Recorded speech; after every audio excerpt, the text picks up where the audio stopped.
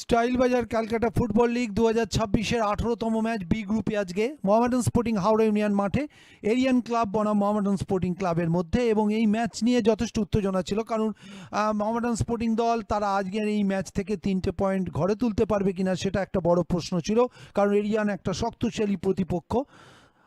সেদিক থেকে দেখে নেব আমরা আজকের ম্যাচের সেই নির্বাচিত অংশ, যেখানে দু দলের খেলোয়াড়রা সারিবদ্ধভাবে রেফারি দীপু রায়ের তত্ত্বাবধানে, সহকারী রেফারি আশরাফুল আলম, সীমন্ত কাহার এবং রবিন বিশ্বাসের তত্ত্বাবধানে মাঠে আসে। দু দলের খেলোয়াড়দের ফটোশ্যুটের পরই খেলা শুরু হয়ে যায়। প্রথমেই কিন্তু মোহামেডান স্পোর্টিংয়ের কাছে একটা সুযোগ চলে এসেছিল, যেটা কিন্তু গোলে কনভার্ট হয়নি। তারপরেই কিন্তু একটা দূরপাল্লার শট ছিল রাজেশ দাসের, যেটা কিন্তু বার উঁচিয়ে মাঠের বাইরে চলে যায়। এরপর দু দলের দুই খেলোয়াড়রাই কিন্তু, দুই গোলরক্ষকই কিন্তু একটা কৃতিত্বের পরিচয় দেন, এবং সেই গোলটা যেখান থেকে কিন্তু অ্যাডিসন সিংয়ের একটা মাইনাস থেকে পাস থেকে বলটাকে ডাইরেকশনটাকে চেঞ্জ করে দেন ইসরাফিল দেওয়ান। খুব বুদ্ধিমত্তার সঙ্গে কিন্তু ডাইরেকশনটা চেঞ্জ করেন, এবং যে কারণে মোহামেডান স্পোর্টিং প্রথম গোলটা পায় ইসরাফিল দেওয়ানের কাছ থেকে, এবং সেখান থেকে 1 গোলে তারা এগিয়ে যায়।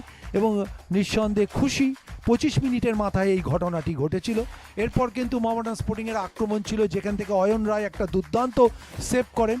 আরও একটা সুযোগ ছিল যেখান থেকে আত্মঘাতী গোল, এই ক্ষেত্রে বলা হয় ছেত্রী বলটাকে কিন্তু মাইনাস করেছিলেন, এবং তার মাইনাসটা ক্লিয়ার করতে গিয়ে সৌরভ দাশগুপ্ত নিজের গোলের মধ্যে বল ঢুকিয়ে দেন। এটা ছিল 2-0। তারপর কিন্তু প্রথমার্ধের শেষ লগ্নে এরিয়ান্স কিন্তু একটা আক্রমণ শানায়, এবং সেখান থেকে একটা দুর্দান্ত গোল করে রাজেশ দাস।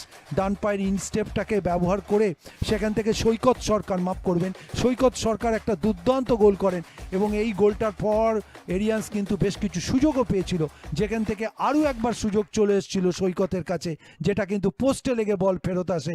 তারপর মোহামেডান স্পোর্টিংয়ের একটা আক্রমণ, যেটা কিন্তু প্রতিহত হয়ে যায়। প্রথমার্ধ এইভাবে 2-1 গোলে খেলা ফলাফল শেষ হয়। দ্বিতীয়ার্ধে কিন্তু এরিয়ান্স প্রথম 15 মিনিট কিন্তু দুর্দান্ত প্রেস করেছিল, যেখান থেকে তারা বেশ কিছু কর্নার আর্ন করেছিল। মোহামেডান স্পোর্টিং এই লগ্নে কিন্তু বিক্ষিপ্তভাবে আক্রমণ করে কোনো রকমে তাদের ডিফেন্সটাকে বজায় রেখেছিল। খেলার মাঝে এই সময় বেশ কিছু চড়া মেজাজ হয়। এই জায়গায় একটা সুযোগ চলে এসেছিল অমরনাথ বাস্কের কাছে, এবং অমরনাথ বাস্কে কিন্তু বলটি রাখতে পারেননি। এক্ষেত্রে আবার একটা শট, এই যে শটটা দুর্দান্ত একটা এফর্ট ছিল, যেটা লালটু মণ্ডল সেভ করেন, এবং যে কারণে তা আজকে কিন্তু এই অবধারিত একটা গোল রক্ষা করেন। তারপর একটা সুযোগ, একটা ডিফেন্সের ল্যাপস থেকে বল পেয়ে যায় ওখানে কিমা কিন্তু সেই বলটাকে লুপিং বল, এবং সেখান থেকে কিন্তু ফ্রি হেডার ওখানে বলা যেতে পারে ইসরাফিল, এবং এই গোলের সুবাদে 3-1 গোলে এগিয়ে যায় মেরাজউদ্দিন ওয়াডু। এই গোলের পর যথেষ্ট খুশি, কারণ 3 নম্বর গোলটা আসে। সভ্য সমর্থকরাও মোহামেডান স্পোর্টিংয়ের খুশি হন, তারাও আতশবাজি এবং রং মশালে গ্যালারিকে মাতিয়ে দেন। ইসরাফিল খুশি আজকের ম্যাচের ম্যান অফ দ্য ম্যাচ। এবং তারপর আর একটা সুযোগ ছিল ওই কিমার কাছে, কিমার এই বলটা ডিফ্লেক্ট হয়ে যায়, নইলে 4 নম্বর গোলটা চলে আসতো। এইটা কিন্তু একটা দূরপাল্লা শট ছিল দীনেশ মিতাই, যেটা অল্পের জন্য লক্ষ্যভ্রষ্ট হয়ে যায়। এই হয় সে খেলার মোটামুটি আজকের উল্লেখযোগ্য মুহূর্ত, এবং যার সুবাদে মোহামেডান স্পোর্টিং আজকে 3-1 গোলে ম্যাচ জিতে নেয়।